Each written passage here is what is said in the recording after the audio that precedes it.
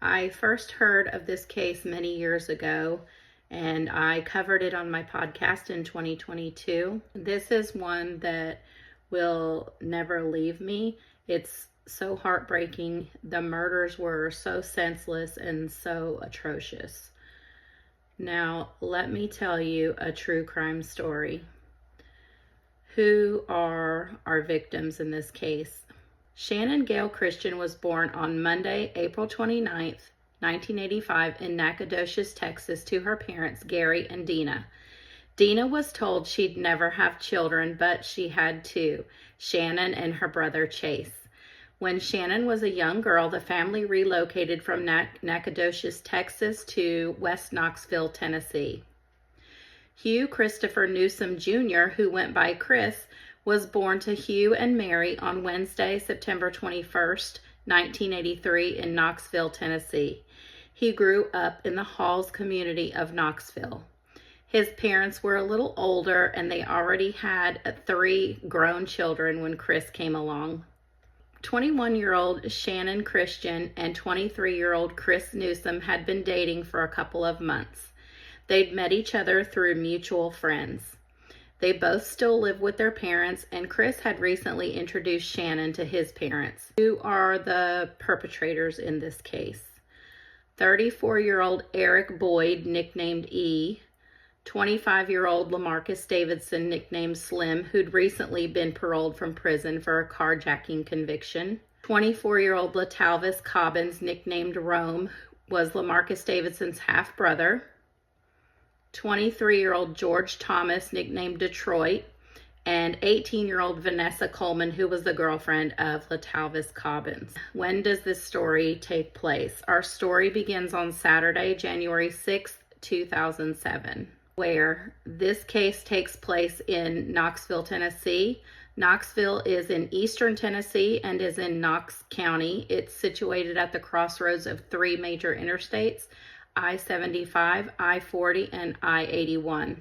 The University of Tennessee is located in Knoxville and has about 27,000 students. How did the events unfold? On the evening of Saturday, January 6, 2007, Channon and Chris planned to go to dinner together and then to a friend's party in the Halls area of Knoxville. Channon was getting ready for the evening at her friend Kara's apartment. At about 8 p.m., Kara left to go to the party, and Channon stayed behind at Kara's to wait for her boyfriend Chris to pick her up. Chris arrived at Kara's apartment complex, and Channon was waiting for him outside, sitting in the driver's side of her 2005 silver Toyota 4Runner. Chris got out and went to Shannon's SUV.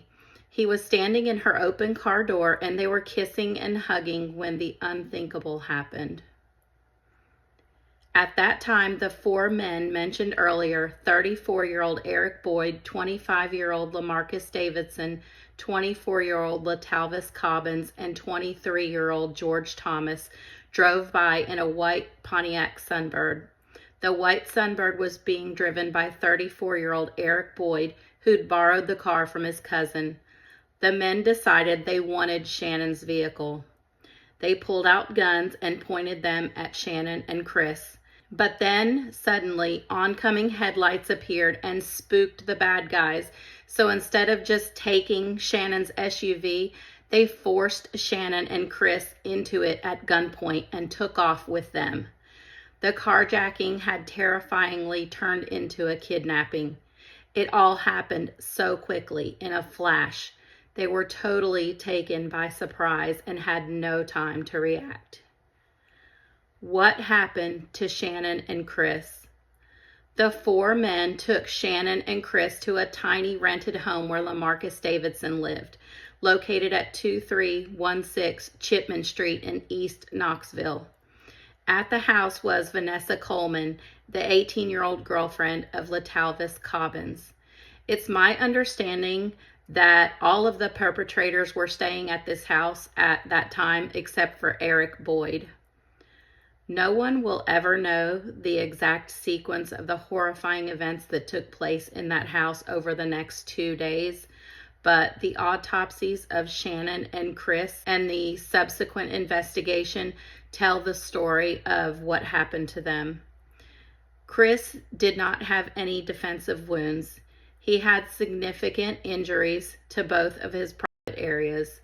He was shot 3 times with a small caliber bullet. He had a hematoma on the right side of his forehead. Chris only had on a t-shirt, a shirt, and underwear.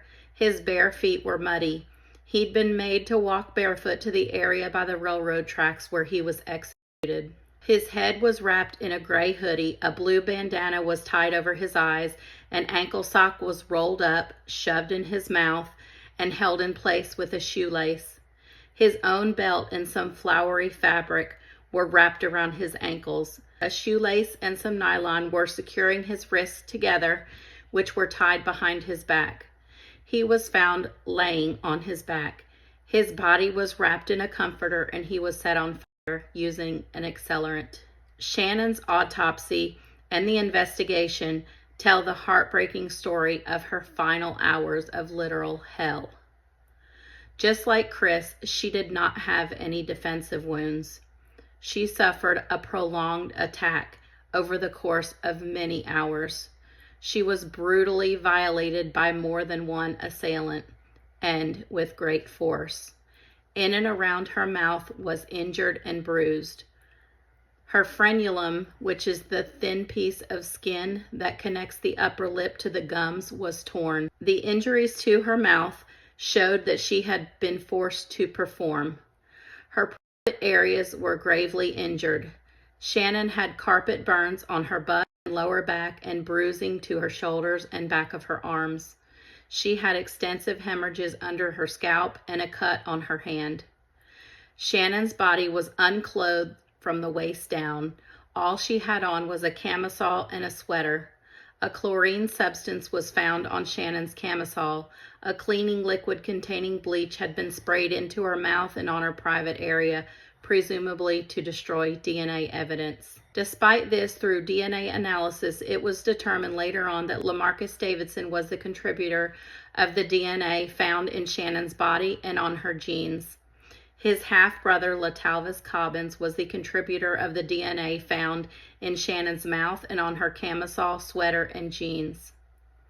According to Vanessa Coleman, when she was interrogated by investigators, LaMarcus Davidson tried to break Shannon's neck. Channon collapsed to the floor. They then put a white plastic bag tightly over her head and knotted it in the back. She was tied up essentially in a compact, compressed ball. She'd been forced into a tight fetal position. Channon was alive when she was placed inside of 5 trash bags, then put inside of a big black trash can. She was covered with bedding, sheets, and other bags. The lid was then placed on the garbage can. 21-year-old Channon died from mechanical asphyxia and positional asphyxia. In layman's terms, because she could not breathe with the plastic bag tied over her head, and because of her positioning in the confined space, Channon suffocated. When Channon and Chris never showed up at the party, their friends became very concerned. They tried calling and texting Channon and Chris, but got no answer. Shannon's friend Kara and Shannon's mom Dina tried repeatedly to reach Channon on her cell phone, but neither of them were able to reach her. Shannon's mom called hospitals, Chris's parents, and Shannon's friends to try to find her. No one knew where she was. Shannon's mom filed a missing persons report with the Knox County Sheriff's Office.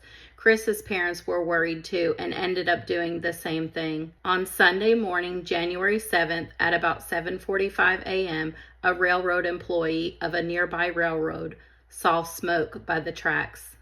Almost 5 hours later, the Knoxville City Police Department received a report from a Norfolk Southern Railroad train engineer that he'd seen a body by the railroad track. Authorities located the body by the tracks near the Chipman Street house. That body would later be identified as 23-year-old Chris Newsom. Although Channon and Chris were missing, the police would not search for them because they were considered adults. The parents were told they'd have to do it themselves, and they did. Shannon's parents contacted their cell phone provider, who told them that Shannon's cell phone had last pinged off of a cell tower located on Cherry Street. That night, Channon and Chris's friends and family went to that area to search for them street by street. They did end up locating Shannon's vehicle hours later in the very early morning of Monday, January 8th. They contacted police, who responded and photographed and fingerprinted the vehicle at the scene. There were no fingerprints on the outside of the 4Runner. It appeared to have been wiped down. The families of Channon and Chris requested police do a door-to-door search for them in the area where the 4Runner had been located, but that request was denied. Several hours after the 4Runner had been discovered, a chaplain accompanied by investigators went to inform Chris's parents, Hugh and Mary Newsom, that their son was gone. Hugh and Mary were told that a burned body had been found by railroad tracks near Chipman Street, and that the body was identified as that of their 23-year-old son, Chris. Mary Newsom collapsed. A fingerprint was lifted from a bank envelope that had been on the back seat of the 4Runner. The fingerprint was run through the system. It was determined to belong to LaMarcus Davidson, whose address was on Chipman Street. The fingerprint match was verified, and a search warrant for 2316 Chipman Street was signed by a judge on Tuesday, January 9th. Officers entered the small house on Chipman Street to execute the search warrant. No one was in the house. A sergeant noticed an oddly shaped 32-gallon black plastic trash can in the corner of the kitchen. Because of its odd shape, he thought someone may be hiding in there, and he drew his service weapon. He lifted the lid and saw an arm. He touched it, and he knew it was a dead. Channon Christian had finally been found. It was 1:42 p.m. on Tuesday, January 9th, 2007, about 2.5 days after she'd been abducted and about 2 days since she'd been placed in the garbage can. Later that same day, a second search warrant was obtained and more evidence was collected as a result of this search, including many items that belonged to the victims, Channon and Chris. All of the suspects were rounded up and arrested within a couple of days following the discovery of Shannon's body on January 9th. As you can imagine, with a case of this magnitude and with so many perpetrators involved, there were a lot of legal proceedings that occurred over the course of many years, including a big scandal involving a judge. After much legal wrangling, this is where the killers are today. Eric Boyd is now 52 years old and is serving his time as Tennessee Department of Corrections inmate number 255762 in custody at Turney Center Industrial Complex in Olney, Tennessee.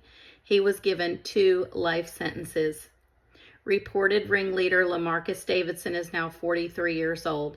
He is Tennessee Department of Corrections inmate number 328954. He is held under maximum security custody at Riverbend Maximum Security Institution in Nashville, Tennessee. He was sentenced to die for his wicked crimes. LaTalvis Cobbins, who is LaMarcus Davidson's half-brother, is now 41 years old. He is Tennessee Department of Corrections inmate number 459699, serving his time under medium supervision at Northwest Correctional Complex in Tiptonville, Tennessee. His sentence is life without parole. George Thomas is now 41 years old. He is Tennessee Department of Corrections inmate number 464319, serving his time in minimum restricted custody at Northeast Correctional Complex in Mountain City, Tennessee. His sentence is 50 years. His sentence will be up on May 1st, 2053, at which time he will be 70 years old. Vanessa Coleman, who was LaTalvis Cobbins' girlfriend at the time of the slayings, is now 36 years old. She is Tennessee Department of Corrections inmate number 473393, serving her time under minimum restricted supervision at Deborah K. Johnson Rehabilitation Center in Nashville, Tennessee. She was up for parole in 2020. It was denied. She will not have another parole hearing until December of 2030. If she is let out on parole at that time, she will be 42 years old. Her release date is scheduled for April 11th, 2035. She will be 46 years old. Why? What was the killer's motive? The killer's motive in this case supposedly started out as a carjacking. Then perhaps it can be argued that the heinous things done to Channon and Chris became crimes of opportunity when the carjackers ended up kidnapping the victims. Channon loved to golf just like her mom, dad, and her brother. Her mom, Dina, said that Channon was more than a daughter to her. She was her best friend. They'd sit and talk for hours about things that mothers and daughters talk about. Channon had her future all planned out. She wanted a big wedding and 4 children. Channon was a member of West Park Baptist Church. She graduated from Farragut High School in 2003, and at the time that our story takes place, she was a senior majoring in sociology at the University of Tennessee. Chris enjoyed playing golf and tennis, and he liked fishing. He also played baseball his entire life, and he was a very talented player. Chris graduated from Halls High School in 2002. He had been training to be a motorcycle mechanic, but instead he decided to become a trim carpenter. According to his parents, he made his own headboard and other artistic wood creations with his hands. He was a real craftsman. Please join me next time when I tell you another true crime story. I hope that you and your family are happy, healthy, and together forever. Big, big hugs to all of you.